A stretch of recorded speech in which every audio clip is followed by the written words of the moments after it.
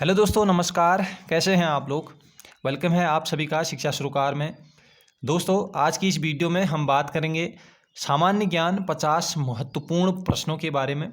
और ये प्रश्न वेरी वेरी इंपॉर्टेंट प्रश्न है दोस्तों, क्योंकि ये जो प्रश्न हैं ये किसी न किसी एग्जाम्स में आए हुए प्रश्न हैं और इनकी आने की संभावना बढ़ जाती है दोस्तों। ठीक है, तो पूरा इस पेपर को अच्छे से लगाइएगा, बिल्कुल एग्जाम्स की तरह ही इसको आप लोग अटेम्प्ट करने की कोशिश करेंगे। ठीक है, जब तक मेरा आंसर नहीं आ जाता उससे पहले आप लोग अपना आंसर गैस करेंगे, आंसर देंगे और फिर लास्ट में बताएंगे कि आपके इन 50 नंबर में से कितने आ रहे हैं। और ये जो पेपर बनाया गया है ये एक प्रैक्टिस सेट है यूके डीएलएड के लिए। उत्तराखंड डीएलएड का एग्ज़ाम जो लोग देने जा रहे हैं, ठीक है, डीएलएड का एग्ज़ाम जो देने वाले हैं 25 मई को, और अब तो बहुत कम दिन बचे हुए हैं और आई थिंक आप लोगों की तैयारी कंप्लीट हो गई होगी, है ना। और अभी आप लोगों को देखो इस समय क्या चाहिए, आप लोगों को प्रैक्टिस चाहिए, है ना। प्रैक्टिस सेट चाहिए और ये प्रैक्टिस सेट जहाँ कहीं से भी आप लोगों को मिल रहे हों, इनको ज़रूर बहुत अच्छे तरीके के साथ इनको अटेम्प्ट कीजिए। ठीक है, अपना इवैल्यूएशन कीजिए अभी। और बस यही कहूँगा, बस आप लोगों का सिलेक्शन हो कहीं ना कहीं। ठीक है, चलिए फिर। और आप लोगों का रिस्पॉन्स अगर अच्छा आता है, ये ऐसे ही प्रैक्टिस सेट आपको टीचिंग एप्टीट्यूड पर भी देखने को मिलेंगे और रीजनिंग पर भी मिलेंगे और फिर मैथ्स पर भी देखने को मिलेंगे, क्योंकि आप जानते हैं ना 50-50 नंबर के ये सभी सेक्शन आते हैं। 50 जीके हो गए, है ना, जीके का आज हो गया, देख लीजिए। और ऐसे ही 50-50-50 ये टीचिंग रीजनिंग और मैथ्स का भी आप लोगों को प्रैक्टिस सेट देखने को मिल जाएगा। बस आप लोगों को लाइक करना है वीडियो और कमेंट करना है ना। कमेंट करके बताइएगा कि वीडियो कैसी बन रही हैं, और उससे हमें भी पता चलता है कि वाकई में हम जो कर रहे हैं, जो काम कर रहे हैं, ये अच्छा कर रहे हैं, है ना। तो आप लोगों के लिए अगर अच्छा हो रहा है तो ज़रूर उसका रिस्पॉन्स दीजिएगा। चलिए, पहला प्रश्न आपके सामने है, बजट को किस सूची में रखा गया है? संघ सूची, राज्य सूची, और सी है समवर्ती सूची, डी है इनमें से सभी में। चलिए, मैं सीधे आंसर बताऊंगा, तब तक आप लोग वीडियो पॉज भी कर सकते हैं अपना आंसर देने से पहले, है ना। तो इसका सी ऑप्शन बिल्कुल सही है, समवर्ती सूची में। तो बजट को समवर्ती सूची में रखा गया है। चलिए, प्रश्न नंबर 2, राष्ट्रीय ध्वज के प्रारूप को संविधान सभा के द्वारा कब अपनाया गया? तो राष्ट्रीय ध्वज को कब अपनाया गया, राष्ट्रगान को, है ना। तो ऐसे ही इन चीज़ों को आप लोग पढ़ के जाइएगा एक बार। ए ऑप्शन है 22 जुलाई 1945, बी है 22 जुलाई 1947, या फिर सी है 30 अप्रैल 1947, डी है 15 अगस्त 1947। तो इसका सही ऑप्शन है दोस्तों बी ऑप्शन आप लोग दे रहे हैं, है ना। बी ऑप्शन बिल्कुल 22 जुलाई 1947 को राष्ट्रीय ध्वज संविधान सभा के द्वारा अपनाया गया था। राष्ट्रीय ध्वज की बात हो रही है, ठीक है, तो स्वतंत्रता से कुछ दिन पहले। चलिए, प्रश्न नंबर 3, स्वतंत्र भारत का प्रथम बजट पेश किसने किया था? ऑप्शन आपके सामने है, मैं सीधे आंसर देता हूँ, ज़्यादा समय लग जाएगा वरना ऑप्शन पढ़ने में ही, है ना। ए ऑप्शन इसका बिल्कुल सही है, आर के षणमुखम शेट्टी। ए ऑप्शन सही है बिल्कुल, ठीक है। स्वतंत्र भारत का प्रथम बजट पेश किया शेट्टी ने। चलिए, प्रश्न नंबर 4, भारत का राष्ट्रीय कैलेंडर को भारत सरकार के द्वारा कब अपनाया गया? देखिए, अब राष्ट्रीय कैलेंडर की बात हो रही है, अभी हमने राष्ट्रीय ध्वज के बारे में बात की, है ना, 22 जुलाई 1947 है। तो अब ये राष्ट्रीय कैलेंडर की बात हो रही है, तो इसका सही ऑप्शन है बी ऑप्शन, बिल्कुल सही है, 22 मार्च 1957 में। ठीक है, ये 1957 में, ध्यान रखना इस चीज़ को, थोड़ा सा ध्यान रखने वाली चीज़ है। ये 22 जुलाई 1947 को राष्ट्रीय ध्वज, और 22 मार्च उसके 10 साल बाद 1957, वो तो जुलाई है वैसे भी, ठीक है, ये मार्च था। तो ध्यान रखना, थोड़ा सा इम्पोर्टेंट प्रश्न मैं मानूंगा, इसको इम्पोर्टेंट मानिए, ठीक है, कई लोग कन्फ्यूज हो जाते हैं इसमें। चलिए, प्रश्न नंबर 5, वैट को सर्वप्रथम किस राज्य ने अपनाया? बिहार, उत्तर प्रदेश, मध्य प्रदेश, हरियाणा। सही ऑप्शन इसका है डी ऑप्शन, जो लोग डी ऑप्शन दे रहे हैं बिल्कुल सही आंसर है हरियाणा, ठीक है। हरियाणा ने वैट को सर्वप्रथम अपनाया था। प्रश्न नंबर 6, प्रथम हिंदी सम्मेलन 1975 में कहाँ पर संपन्न हुआ? ऑप्शन सामने हैं आपके, आंसर दीजिएगा आप लोग। और बी ऑप्शन इसका बिल्कुल सही है, नागपुर में प्रथम हिंदी सम्मेलन 1975। तो ये सन भी पूछा जा सकता है कि प्रथम हिंदी सम्मेलन कब हुआ, तो 1975 में, और कहाँ हुआ, नागपुर में। प्रश्न नंबर 7, विश्व की सबसे प्राचीन लिखित भाषा किसको जाना जाता है? Sanskrit, Hindi, Greek, Sumerian. तो आप लोग जानते होंगे, आई थिंक, थोड़ा कंफ्यूज मत होना, है ना, संस्कृत नहीं है, डी सुमेरियन। ठीक है, डी प्राचीन लिखित भाषा जानी जाती है, कौन? सुमेरियन। प्रश्न नंबर 8, आधुनिक युग का तुलसी किसे कहा जाता है? जैसे आधुनिक युग की मीरा, है ना, ऐसे ही आधुनिक युग का तुलसी किसे कहा जाता है? आधुनिक युग की मीरा किसे कहा जाता है? आप लोग कमेंट करके बताइएगा ज़रूर। ठीक है, चलिए प्रश्न नंबर 8 का सही आंसर होगा मैथिली शरण गुप्त। गुप्त साहब को, है ना, तो आ रहा है लास्ट में और तो तुलसी आता है फर्स्ट में, तो ऐसे भी थोड़ा रिलेट कर लेना। बी ऑप्शन इसका सही होगा। बढ़ते हैं प्रश्न नंबर 9, भारत का राष्ट्रगान जन गण मन को संविधान सभा ने कब अपनाया? तो ये प्रश्न जरूर बनेगा दोस्तों। राष्ट्रगान हो सकता है, या फिर वो राष्ट्रध्वज हो सकता है ना, या फिर कैलेंडर हो सकता है, तो कुछ भी हो सकता है। तो इन चीज़ों को आप लोग देख के जरूर जाइएगा एक बार। तो प्रश्न नंबर 9 का सही ऑप्शन होगा सी, 24 जनवरी 1950। ठीक है, गणतंत्र होने से, जब गणतंत्र लागू हुआ, ठीक है, उसके 2 दिन पहले जन गण मन को संविधान सभा ने अपनाया था। चलिए प्रश्न नंबर 10, भारत का राष्ट्रीय चिन्ह को भारत सरकार ने कब अपनाया? राष्ट्रीय चिन्ह की बात हो रही है अब। ठीक, तो राष्ट्रीय चिन्ह 26 जनवरी 1950 को अपनाया, जिस दिन भारत गणतंत्र हुआ, है ना, लागू हुआ। चलिए प्रश्न नंबर 11, राष्ट्रगान का प्रकाशन सर्वप्रथम कहाँ किया गया? बहुत ही अच्छा प्रश्न है, इंपोर्टेंट प्रश्न है। तत्वबोधिनी उपन्यास आनंद मठ में, नील दर्पण में, या गोदान में? गोदान में या आनंद मठ में बिल्कुल मत जाना, तत्वबोधिनी है ए ऑप्शन। ठीक है, ए ऑप्शन, तत्वबोधिनी में राष्ट्रगान का प्रकाशन सर्वप्रथम किया गया था। और कब किया गया था सर्वप्रथम प्रकाशन, ये आप लोग कमेंट करके जरूर बताइएगा। प्रश्न नंबर 12, भारतीय मुद्रा निर्गमन किस प्रणाली पर आधारित है? बहुत ही अच्छा प्रश्न है, एक दिवसीय के लिए बहुत ही इंपॉर्टेंट प्रश्न मानिए इसको। हर एक दिवसीय पेपर में ये जरूर देखने को मिलता है, जहाँ इकोनॉमिक्स के कुछ भी सवाल आते हैं, तो है ना, तो अच्छा प्रश्न है। और इसका सही ऑप्शन है, बताइए आप लोग, न्यूनतम कोष प्रणाली, है ना, थोक मूल्य सूचकांक पर ऐसा नहीं है, ये न्यूनतम कोष प्रणाली, इस पर आधारित है भारतीय मुद्रा निर्गमन। प्रश्न नंबर 13, अभी तक भारत में कितनी बार मुद्रा का अवमूल्यन किया गया है? सही ऑप्शन है बी, 3 बार किया गया है। ठीक है, कब कब किया गया है, अगर आप लोग जानते हैं तो कमेंट जरूर कीजिएगा। कुचिपुड़ी किस राज्य का प्रमुख शास्त्रीय नृत्य है? प्रश्न नंबर 14, तो इसका सही ऑप्शन आंध्र प्रदेश, क्योंकि ज़्यादा समय हो जाएगा इसलिए हम जल्दी जल्दी आगे बढ़ते रहेंगे। अगर आप लोगों ने आंसर नहीं दिया हो तो थोड़ा सा वीडियो को पॉज कर लीजिएगा, है ना। चलिए, आंध्र प्रदेश है कुचिपुड़ी। ठीक है,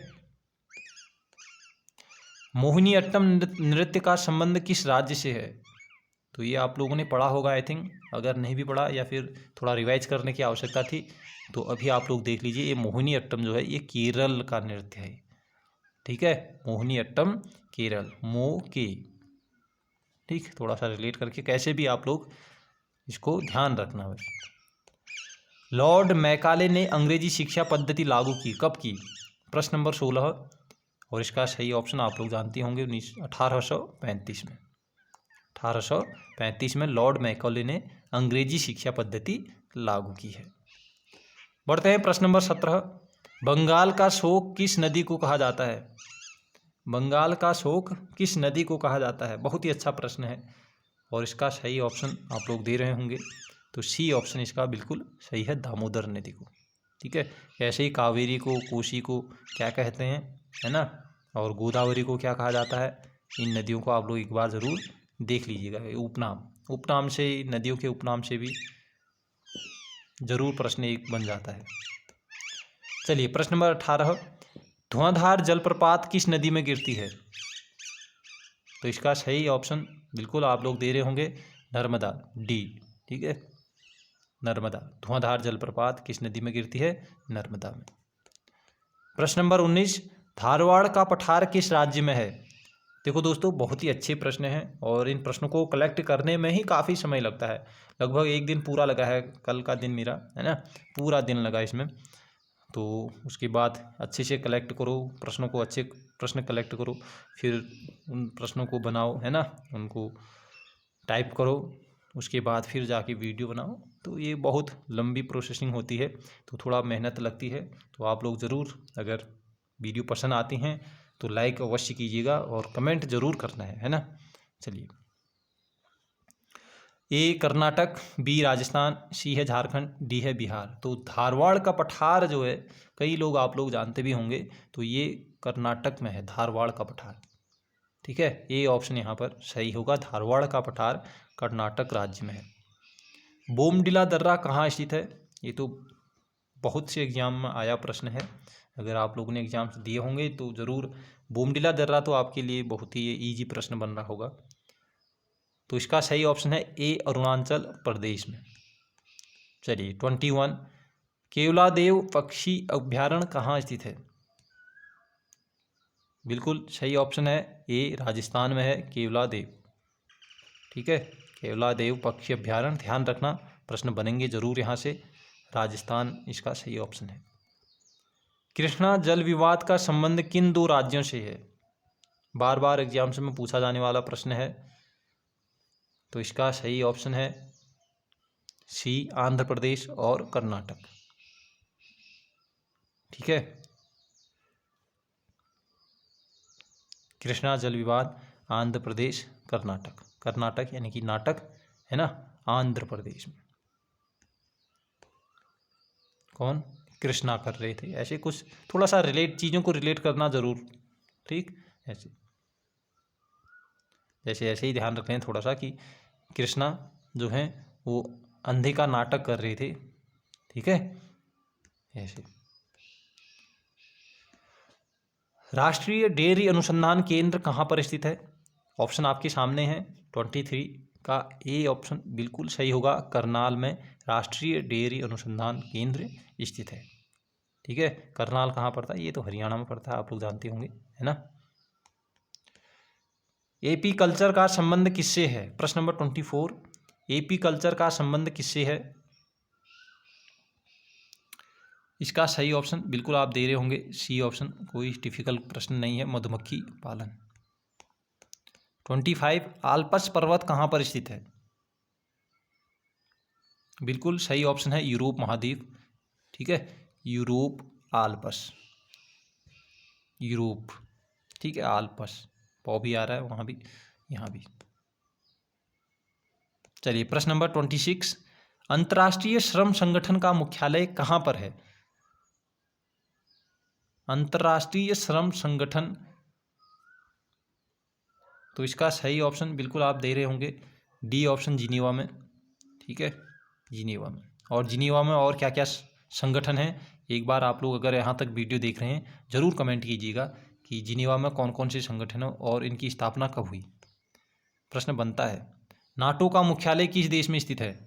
अच्छा प्रश्न है, नाटो का मुख्यालय किस देश में स्थित है? 27, इसका सही ऑप्शन है बेल्जियम, ए। ठीक है, कहीं कंफ्यूज हुए होंगे, ए ऑप्शन है नाटो का मुख्यालय। बाबरनामा किस भाषा में लिखी गई है? बाबरनामा किस भाषा में लिखी गई है? तो यही प्रश्न मैं आप लोगों के लिए छोड़ रहा हूँ। ठीक है, क्योंकि अगर आप लोग यहाँ तक प्रश्न, अगर वीडियो को देख रहे हैं, ईमानदारी से देख रहे हैं, है ना, ईमानदारी से पढ़ रहे हैं, तो ज़रूर आप लोग आंसर इसका देंगे, बाबरनामा किस भाषा में लिखी गई है। ठीक है, भारत में पहली बार सोने के सिक्के को किसने जारी किया? भारत में पहली बार सोने के सिक्के को किसने जारी किया? सही ऑप्शन है सी, हिंद यूनानियों ने। ठीक है, सोने के सिक्के जारी किए ये हिंद यूनानियों ने। हाथी गुम्फा अभिलेख किस राज्य में स्थित है? हाथी गुम्फा अभिलेख किस राज्य में स्थित है? प्रश्न नंबर 30, इसका सही ऑप्शन है डी ऑप्शन है, उड़ीसा में। ध्यान रखना इसको। ठीक है, हाथी उतना बड़ा होता है, उतना बड़ा हाथी उड़ गया भैया। ठीक है, ऐसा भी होता है क्या? लेकिन हमें क्या करना है, हमें तो क्वेश्चन कैसे भी ध्यान रखना है ना। तो डी ऑप्शन इसका सही है। प्रश्न नंबर 31, संसार में मीठे पानी की सबसे बड़ी झील कौन है? 31, और इसका सही ऑप्शन बिल्कुल आप दे रहे होंगे सुपीरियर झील, है ना, सुपीरियर झील, डी ऑप्शन इसका बिल्कुल सही है। ठीक है, संसार की सबसे गहरी झील कौन सी है? बैकाल झील, है ना। ऐसे ही और झीलों को, इनको भी, सबसे मीठे पानी की झील कैस्पियन सागर, ठीक है, चिल्का झील उड़ीसा में है। ऐसे सब चीज़ों को ध्यान रखना जो भी ऑप्शन में आ रहे हैं। दिनार किस देश की मुद्रा है? और मुद्राओं से भी, विभिन्न देशों की मुद्राओं से भी पूछे जाते हैं प्रश्न, एक प्रश्न ज़रूर बनता है, तो ये भी प्रश्न आप लोग ज़रूर देखिएगा। तो इसका सही ऑप्शन है इराक। दिनार है इराक, दिनार इराक। ठीक, थोड़ा सा साउंड भी मैच कर रहा है ना। तो दिनार इराक। चीन की क्या है, जापान की क्या है, ईरान की क्या है, तो इनकी राजधानी भी और मुद्रा भी, तो ध्यान रखना, आप लोग पढ़ लेना एक बार ज़रूर। गुरु तेग बहादुर की हत्या किस मुगल शासक ने करवाया था? ऑप्शन आपके सामने है, प्रश्न नंबर 33। तो इसका सही ऑप्शन है डी, औरंगजेब। गुरु तेग बहादुर की हत्या किस मुगल शासक ने करवाया था? औरंगजेब ने कराया था। ठीक है, जहांगीर ने किसकी हत्या की थी, ये भी आप लोग बताइएगा। एलोरा एवं एलिफेंटा में शेल्टर चित्र किस काल के हैं? एलोरा की गुफाएं, है ना, एलिफेंटा, तो ये किसके काल के हैं? सही ऑप्शन है, बिल्कुल दे रहे होंगे आप लोग भी, ए ऑप्शन बिल्कुल सही है, राष्ट्रकूट। ठीक, चलिए प्रश्न नंबर 35, मेरियाना गर्त किस महासागर में स्थित है? हिंद महासागर, अटलांटिक महासागर, आर्कटिक महासागर या फिर प्रशांत महासागर? हिंद बिल्कुल नहीं, ठीक है, कंफ्यूज नहीं होना है, प्रशांत महासागर, डी ऑप्शन, मेरियाना गर्त प्रशांत महासागर में है। चलिए 36, भारत में निर्मित प्रथम कंप्यूटर कौन है? प्रथम कंप्यूटर कौन है? सही ऑप्शन दे रहे होंगे आप लोग ने अगर पढ़ा होगा ये चीज़, है ना, बी ऑप्शन बिल्कुल, सिद्धार्थ जो है वो प्रथम कंप्यूटर भारत में निर्मित है। ठीक है, और दोस्तों इसके लिए मैंने आप लोगों को, देखो इस वीडियो में मैंने करंट अफेयर के क्वेश्चन नहीं रखे हैं, लेकिन करंट अफेयर मैंने कल ही वीडियो बना रखी है, आप लोग ज़रूर वॉच कीजिए उसको। ठीक है, बहुत अच्छे प्रश्न हैं करंट अफेयर के भी, करंट से भी कुछ प्रश्न बन जाते हैं, है ना। तो डिस्क्रिप्शन में इसका लिंक मैं आप लोगों को भेज दूंगा, और भी वीडियो आप लोगों को मिलेंगी यूके डीएलएड के लिए, 2-3 वीडियो और भी होंगे अच्छे से, तो उन वीडियो को भी आप लोग ज़रूर देखिएगा। ठीक, चलिए 37 में आइए, दुर्गापुर स्टील प्लांट की स्थापना किस देश के सहयोग से किया गया है? तो हम याद करते हैं इसको ट्रिक से ही, है ना।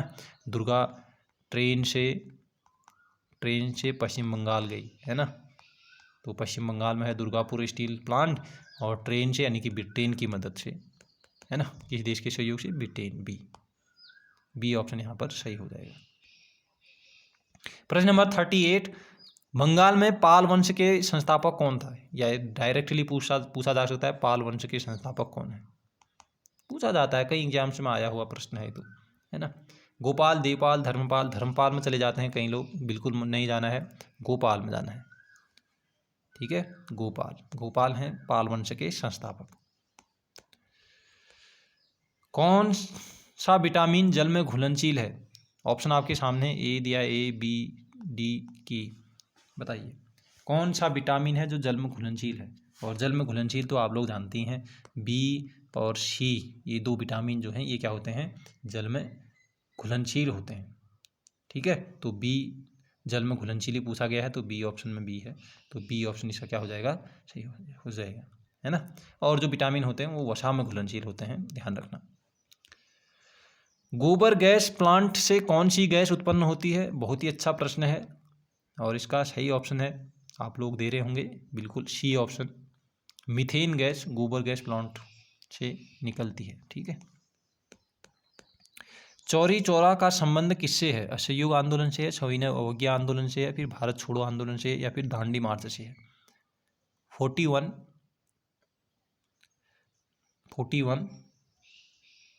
बिल्कुल सी नहीं, बिल्कुल नहीं, है ना, ए ऑप्शन होना चाहिए इसका सही, असहयोग आंदोलन। चौरी चौरा कांड के बाद ही महात्मा गांधी जी ने क्या किया था? असहयोग आंदोलन अपना वापस ले लिया था, है ना। राजा राम मोहन राय के द्वारा आत्मीय सभा की स्थापना कब की गई? ऑप्शन आपके सामने हैं और सही ऑप्शन है इसका सी, 1815 में। चलिए आगे बढ़ते हैं। किस गवर्नर जनरल के शासनकाल में भारत की राजधानी कोलकाता से परिवर्तित करके दिल्ली में स्थापित किया गया? तो 43 का ऑप्शन सही होगा डी ऑप्शन, 1911 में, है ना। डी ऑप्शन इसका क्या है, सही है। कोलकाता से परिवर्तित करके दिल्ली में स्थापित कर दिया था, ठीक है, लॉर्ड हार्डिंग सेकेंड के समय में। भारत एवं पाकिस्तान के बीच शिमला समझौता कब हुआ? तो ऑप्शन आपके सामने हैं, 1965 में, बिल्कुल मत जाना, है ना। 44 का सही ऑप्शन होगा 1972, सी ऑप्शन, ठीक। आप लोगों को कमेंट करके बताना है ताशकंद समझौता, ताशकंद शिमला एक ही है ना, कोई बात नहीं। 49वीं समांतर रेखा किन दो देशों के बीच सीमा रेखा का निर्धारण करता है? 45, और इसका सही ऑप्शन होगा 45, है ना। 45 किसके बीच?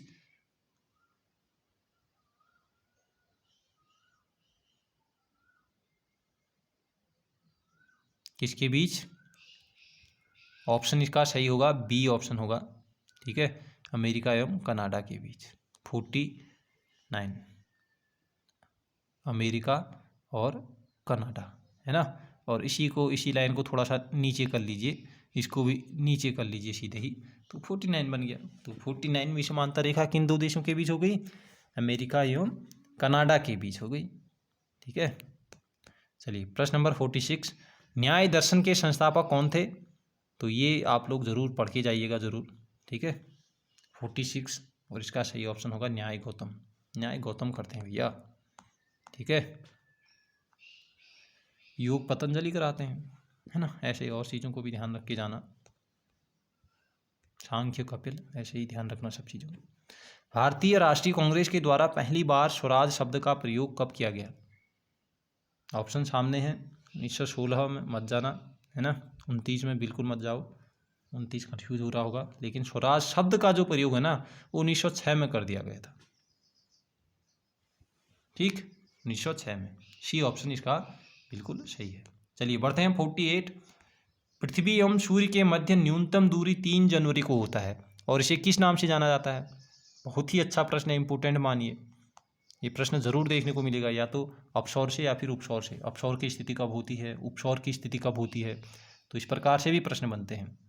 इसका सही ऑप्शन होगा, 2 ऑप्शन तो आपके कट ही गए, है ना, थोड़ा बहुत भी अगर देखा है ये प्रश्न तो बी ऑप्शन इसका बिल्कुल सही है, उपसौर, ठीक है, उपसौर। तो सूर्य पृथ्वी के सबसे नज़दीक होता है ना। तो पृथ्वी के सबसे नज़दीक कब होता है? 3 जनवरी को, उपसौर। और दूर कब होता है? अप, दूर मतलब अप, ठीक है, अप हो जाएगा, दूर हो जाएगा, ठीक। तो ये कमेंट कीजिएगा आप, अपसौर की स्थिति कब होगी। 49, गांधी इरविन समझौता कब हुआ? ऑप्शन सामने है, गांधी इरविन समझौता हो गए और प्रथम गोलमेज सम्मेलन द्वितीय, ठीक है। इन चीज़ों को भी आप लोग ज़रूर पढ़ लीजिएगा, ज़रूर ध्यान रखिएगा इनको।